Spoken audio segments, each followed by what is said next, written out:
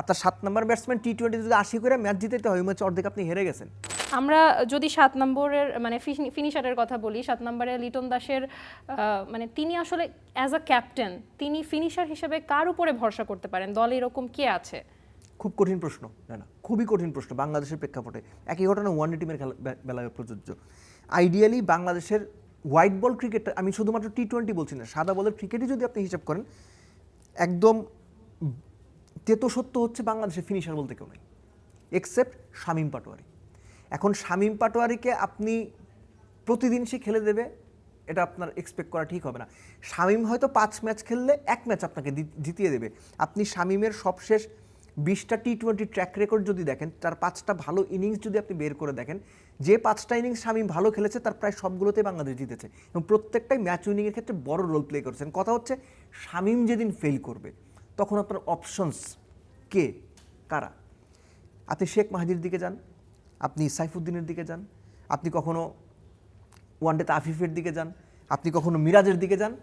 আমি সাইফুদ্দিন বাদ দিয়ে যে নামগুলো বললাম, এদের কেউই প্রুভেন ফিনিশার না।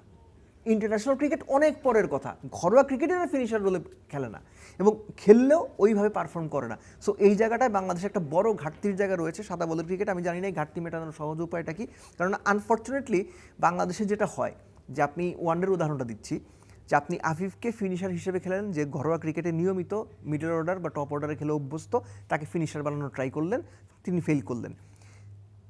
আফিফকে সরিয়ে যে রিপ্লেসমেন্ট আনা হলো সেটা হচ্ছে একজন ওপেনার সৌম্য সরকার। আপনার আরেকজন মিডল অর্ডার ব্যাটসম্যান মাহিদুল ইসলাম অঙ্কনকে আপনারা বসার, আমি ওয়ানডের কথা বলছি। সব জিনিসটা হচ্ছে কি, যে আপনার যখন অপশন কম থাকবে এবং অপশন কম থাকার পরও আপনি কিছু ক্ষেত্রে সিদ্ধান্ত নিতে গিয়ে এমন সব সিদ্ধান্ত নেবেন যেটা আপনার পুরো স্ট্রাকচারের সঙ্গে সাংঘর্ষিক, তখন এই ঘটনাই ঘটবে। ঘরোয়া ক্রিকেটে আমরা কি বা নির্বাচকরা কি কখনো এটা খেয়াল করেছেন যে অ্যাকচুয়ালি 6, 7, 8 এই নাম্বারগুলোতে নিয়মিত টি-20 কিংবা ওয়ানডেতে বা সাদা বলের ক্রিকেটে ফিনিশিং রোলে পারফর্ম করছেন, এদের দিকে কি কারো নজর থাকে? আপনি কখনো এক্সপেক্ট করবেন না যে আপনার টি-20 ক্রিকেটে আপনার 7 নম্বর ব্যাটসম্যান নেমে আপনাকে 80 করে ম্যাচ জিতাবে। আপনার 7 নম্বর ব্যাটসম্যান টি-20 যদি 80 করে ম্যাচ জিতাইতে হয়, ওই ম্যাচ অর্ধেক আপনি হেরে গেছেন। ফিনিশার আপনি কিভাবে বলবেন? এই যে ভদ্রলোক 60 রান করলেন, নিউজিল্যান্ডের আপনি শুরুটা যদি দেখেন, বাংলাদেশের চাইতে ভয়াবহ অবস্থা ছিল, কিন্তু ঘটনাটা কি ঘটলো? ব্যাটিংয়ে এসে উল্টো হিট ব্যাক করলেন। এই যে কাউন্টার অ্যাটাকটা করা, Shoriful was the prime of তার প্রাইম ফর্মের একটা উদাহরণ দিয়েছেন।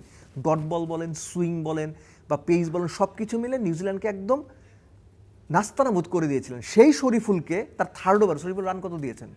19 রান দিয়েছেন 3 ওভারে, এর মধ্যে লাস্ট ওভারে দিয়েছেন 15 রান। এবং এই যে শরীফুলকে একটা হিট ব্যাক করা, যে বাংলাদেশের সেরা বোলারকে 1 ওভারে 15 দিয়ে অ্যাটাক থেকে সরিয়ে দেওয়া, এই যে স্টেটমেন্টটা দেওয়া, যিনি ফিনিশিংয়ে নামবে, যিনি 5-6 নাম্বারে নামবেন, তার এই কাজটা করতে হবে।